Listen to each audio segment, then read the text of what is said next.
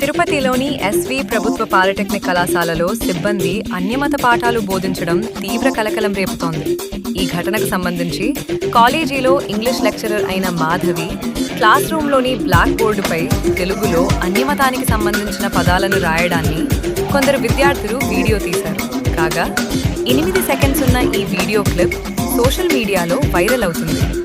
ప్రభుత్వ విద్యా సంస్థలో ఈ రకంగా మతబోధన జరగడంపై విద్యార్థి సంఘాలతో పాటు పలు వర్గాల నుంచి తీవ్ర అభ్యంతరాలు వ్యక్తమవుతున్నాయి.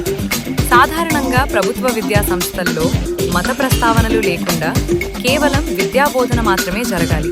కానీ ఇలా ఒక లెక్చరర్ అన్యమత పదాలు రాయడం అనేది నియమాలకు విరుద్ధంగా కనిపిస్తోంది. ఈ ఘటనపై ఉన్నతాధికారులు ఎలా స్పందిస్తారన్నది ఇప్పుడు కీలకంగా మారింది. ఈ వివాదంపై స్పష్టత ఇవ్వాలని, అలాగే బాధ్యులపై తగిన చర్యలు తీసుకోవాలని విద్యార్థి సంఘాలు డిమాండ్ చేస్తున్నాయి. అయితే ఈ అంశంపై మరింత స్పష్టమైన సమాచారం